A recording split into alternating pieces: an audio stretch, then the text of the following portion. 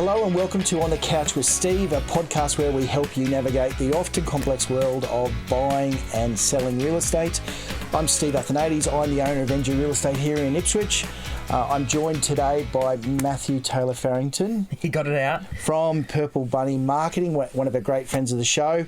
Yes. So at the end of the day, Matt's come along today to have a talk to me and I guess ask me some questions about what did the Ipswich real estate market do in November 2023. Yes. So, mate, you've got some questions for me? I do. It's so that you don't look like you're just talking to yourself. Yes, that's right. It's very helpful. It's very helpful. I appreciate it. All right. So what did the market look like? How did you guys finish up for November? Well, of course, you know we're the number one real estate company in Ipswich. Of course. So we had a great month. On average, we always list and sell approximately 2 houses every single day. Yep.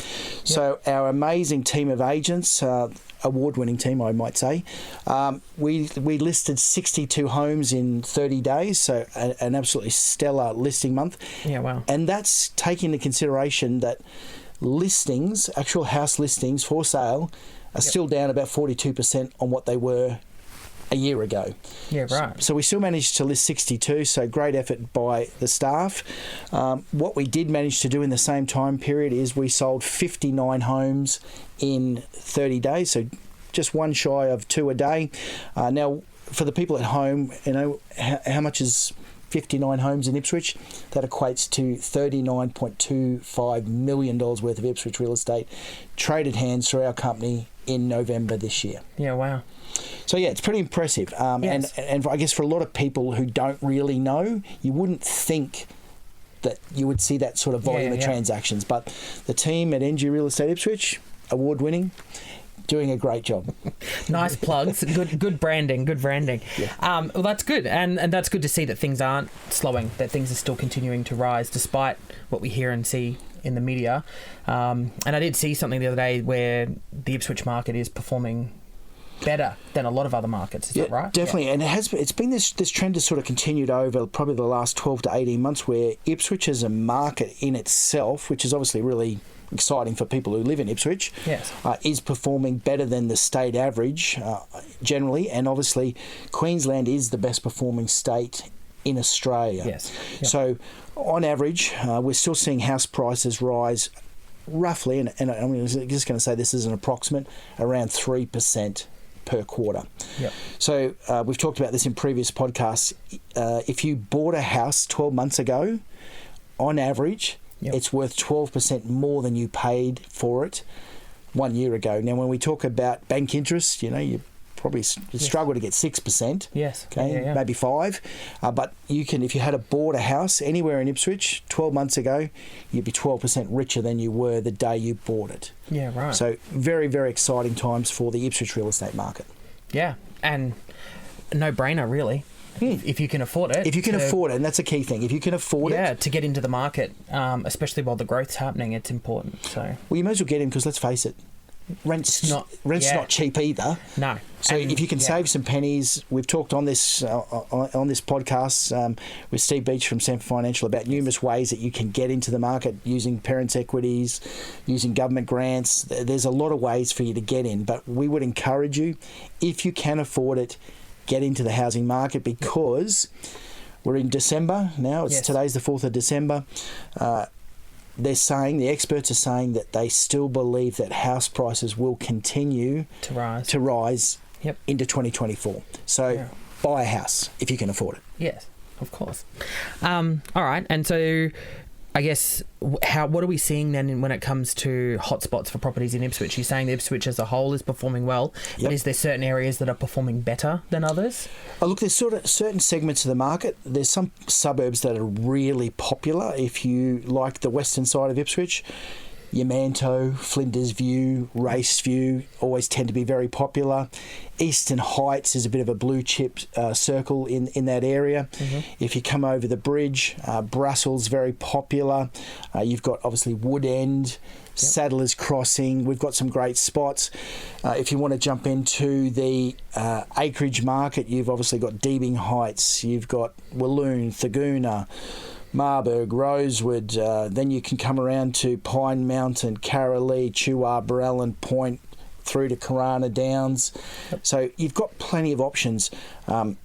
some of the prices that we're seeing, even in some of what used to be our cheaper or more affordable areas, say even somewhere like Leichhardt. Yep. Okay. Maybe, great suburb, not necessarily the most sexy, desirable location for some people, but still a great place to get in as an investor or as a first home buyer. We're now seeing prices regularly in the high 4s and even into the low 5s. Yeah, right. Now, remembering these are 50, 60-year-old post-war, a lot of them timber homes, whether they're chamfer board, etc. So they're not brand new houses. No, that's right. And I guess they used to be, relatively speaking, affordable. Yes. You're still going to pay good money to get into any market. Yeah. If we go to the other end of the extreme, we're regularly seeing prices in, say, our acreage suburbs in, say, Carolee. Yep. A lot of sales north of 1.5 million. Yes. So you get a nice big 4-bedroom, 2-bathroom, double garage, in-ground pool, the shed, the whole thing on an acre of land. Shebang. Up to 1.7, 1.8. If it's real good, it could even sneak into the really high 2s. Sorry, the really high 1s, I beg your pardon. Yep. Not 2s.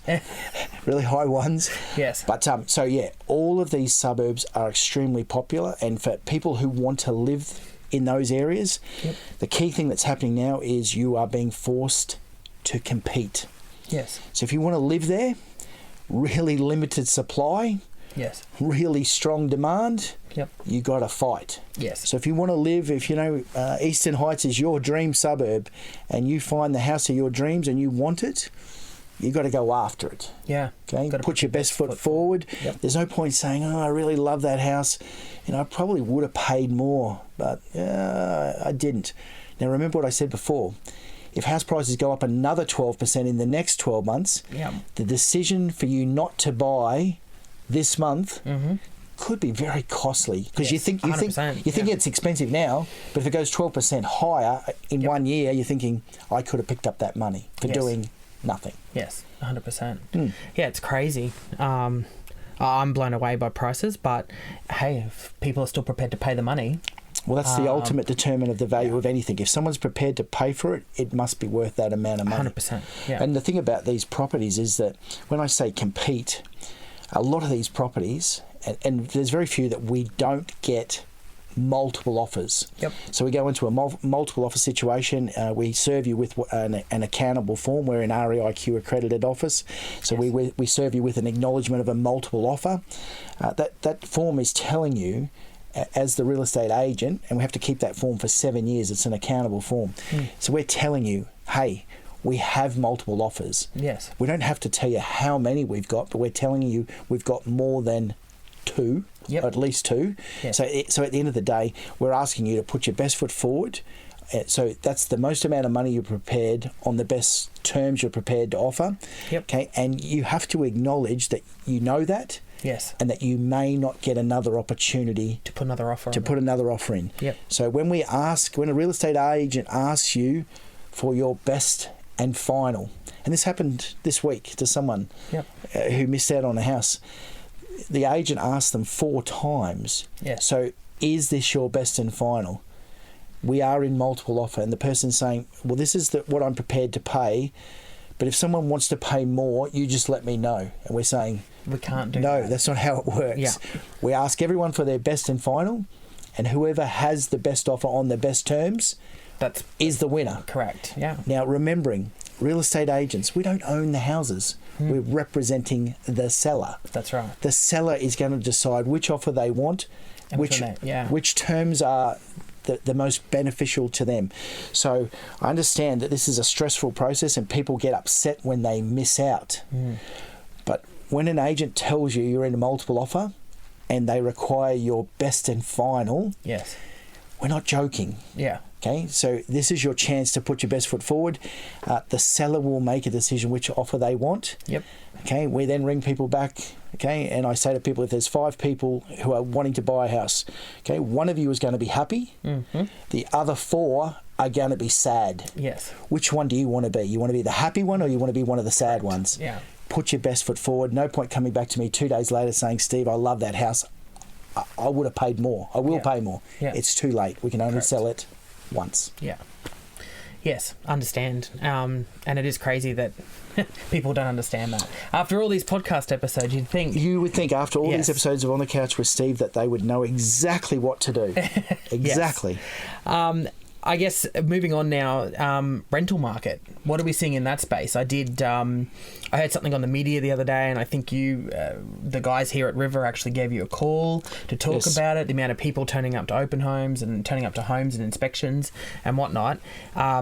Are we seeing that still continue to be crazy? Is it slowing down? Is it getting better? What's happening in that space? Well, there was a suggestion. I'm not going to say who made the suggestion. Yes. But there was a suggestion that, and it was reported in the media that some rental properties in Ipswich were getting like 120 people showing up at them and just basically battling out for this property. Yes.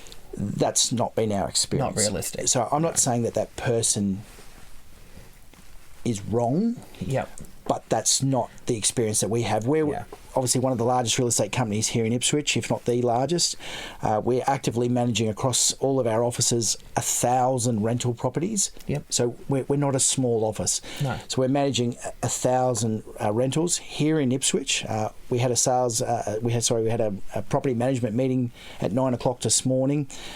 Out of that 1,000 properties, we've got right now here in our Ipswich offices, we've got 5. Yes. 5 properties available. But if you get something that's in the more affordable range, even in the sort of 400 to 500 range, it's probably not uncommon that you might get anywhere between 10 and 15 people show up. Yes. Okay. If we had any more than that, we do cap them for health and safety reasons. Yeah. Do you mean we can't have 35 or 50 people wandering through one house? No, it's not safe for people. Yeah. So at the end of the day, we would cap it at a certain amount, and we would just run more frequent inspections. Yes. But there is not 120 people showing up at homes. No. If it's something more expensive, probably in the 600 per week or more range, you might get anywhere between say 4 and 8 people showing up. It's definitely not 120 people showing up in No, I didn't believe so, but Well, Marty Kepo rang me to ask me, and saying, "Is this true?" I'm thinking, no. Yeah. No, it's not. Well, it's not true in our experience. No, correct. Okay, so in that space with the rentals then, so you've got 5 properties available out of your 1,000. So are we seeing less in that space of investors are they selling homes? Are they, what's happening in that space? How are we going to have more properties come to market? Well, look, obviously this is why the government is obviously trying to implement so many programs. I think in one of our future podcasts we're going to talk about the option for investors to buy through their self-managed super funds and stuff like that. Yep. So that'll be an episode we'll do in the future with Steve Beach. That's a little teaser for everyone out there. So stay tuned. We'll stay tuned. Yes. But at the moment, there is still a good number of investors. They're definitely not, swamping the market or flooding the market. Yes. That there is a steady supply of investor buyers. We deal with a lot of buyers agents from Sydney, Melbourne, and all the other major capital cities who are looking for opportunities in Queensland and a lot of the time in Ipswich for their clients who are interstate, because they believe that Ipswich is a hotspot. Yes. Okay, southeast Queensland is a hotspot, so it's very attractive to, I guess, buyers in other states, where if you lived in Sydney, like for $1 million, you buy a piece of crap. Yeah. Somewhere here, $1 million buys you a really nice house. Yeah. Yeah. So, but most investors aren't spending $1 million, but when they're used to spending that sort of money just to get into the market in any way, shape, or form, Ipswich and southeast Queensland in particular represents a great opportunity to buy in. 100%. And capital growth is great here, as we've already talked about. Yes, agreed. So in terms of prices, really limited supply. The prices haven't gone through the roof. We've talked about in previous episodes of On the Couch with Steve that, at one stage they were quite high. They'd sort of, rental prices had sort of steadied. Yes. Every now and then, I think we get some owners who watch too much of the news and think that their $480 a week rental property is suddenly worth $600 a week, which it's not. And then obviously they'll ask us to advertise at a higher price, either no one shows up or no one inquires on the property. They're saying, oh, okay, well, maybe they were right. Maybe that's too high. They'll drop it. And sometimes they're forced to continue to drop it until they get back to where it really sits. Yeah. So all I'd suggest is, as a tenant, there's not a million opportunities around, but the opportunities that do exist, are getting filled. Yep. Okay, but there's always going to be new stock coming to market. So I don't think anyone needs to panic. No, 100%. Yeah, perfect. All right. Well, that wraps it up for me, from my side of things. Beautiful, mate. Well, thank you for stepping in to interview me so I didn't have to just talk about this on the camera by myself. You're welcome. Very, You're very welcome. helpful. It's payback, I know. Yes. Well, obviously, for everyone out there, thank you for tuning in to On the Couch with Steve. If you'd like to see more information or ask any questions about what we're talking about, we'd love to see your feedback. Please subscribe to the link below. Tell us what you're thinking, what you're feeling. If you love what we're doing, let us know.